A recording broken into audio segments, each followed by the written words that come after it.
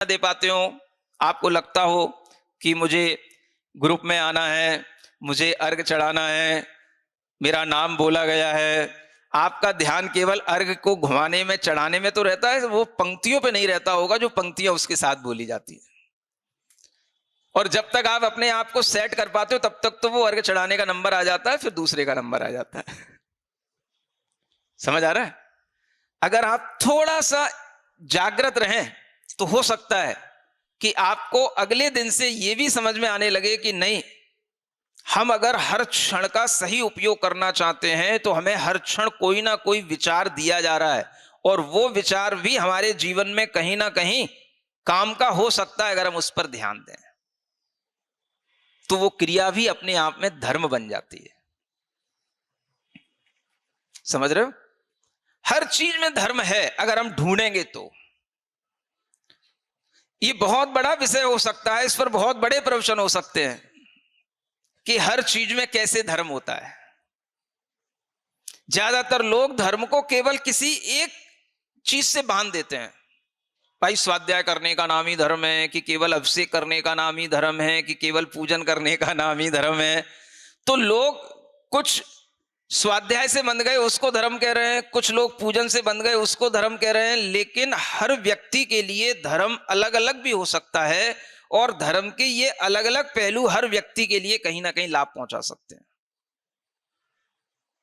ये एक व्यापक सोच अगर आपके दिमाग में रहेगी तो आपको समझ आएगा कि धर्म से भी हमारे जीवन में कैसे अच्छाइयां आती हैं, और धर्म भी हमारे जीवन को कैसे अच्छा बनाता चला जाता है। तो एक तरफ जब आपके सामने धर्म का ऑप्शन आता है, वो भी अगर आता रहे तो उसमें भी आप डरना नहीं। क्या सुन रहे हो? कोई लोग तो अपनी लाइफ में धर्म वाला ऑप्शन लाना ही नहीं चाहते। बोले इतने ऑप्शन है लाइफ में, इतने ही बहुत है, इन्हीं को नहीं हम फेस कर पा रहे हैं, एक नया ऑप्शन और कहां से आ जाता है। मेरे पास वैसे ही टाइम नहीं था, 8 से 9 प्रवचन सुनना है। क्यों? अब आप ये बताओ, ये आपके लिए टाइम आपकी एनर्जी को बूस्ट कर रहा है, आपकी नॉलेज को परफेक्ट कर रहा है, या ये टाइम आपका वेस्ट हो रहा है, या आपका ये इनर इन्वेस्टमेंट है?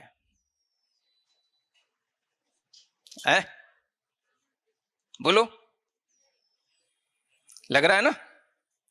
किसी को लग रहा है ये हमारी एनर्जी को बूस्ट कर रहा है, किसी को लग रहा है ये हमारा इनर इन्वेस्टमेंट है। अगर ये थिंकिंग आपके दिमाग में आ रही है और आपको ऐसा फील हो रहा है, तो इससे अच्छा टाइम का यूटिलाइजेशन और कुछ नहीं हो सकता।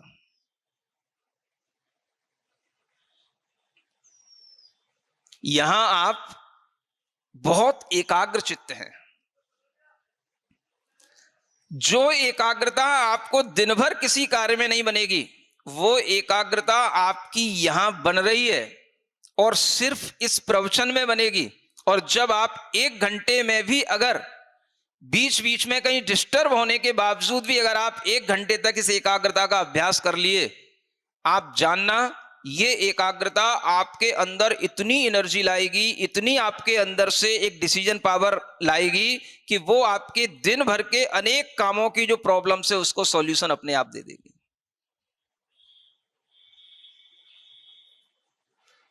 समझ में आता है आपको? ये चीजें भी फीलिंग करने की होती है।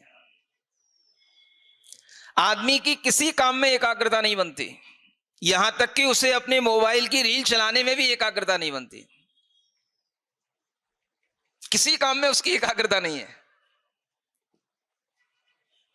ऑफिस का काम करना जाओ तो घर की याद आती है, उसमें एकाग्रता नहीं। घर में काम करो तो ऑफिस की याद आती है, उसमें भी एकाग्रता नहीं बनती।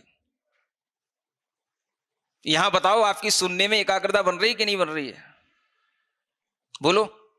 तो ये कितना बड़ा, ये बहुत बड़ा एक वर्कशॉप चल रहा है आपको कंसंट्रेट करने का।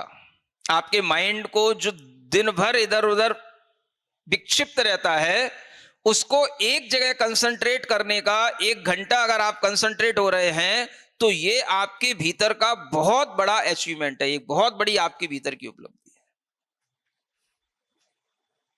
तो धर्म इसी को समझना चाहिए। धर्म वह है जो हमें विक्षिप्त होने से बचाए, जो हमारे चित्त को एक समाधान दे, चित्त को एकाग्र बनाए, चित्त को प्रसन्न बनाए, और हमें दिन भर प्रसन्न होने के लिए एक जैसे कोई डोज दे दी जाती है, ऐसी डोज हमें जिस कार्य से मिल जाए वही हमारा धर्म है। समझ में आ रहा है? तो अपने को आज इतना ही समझना है, क्योंकि टाइम तो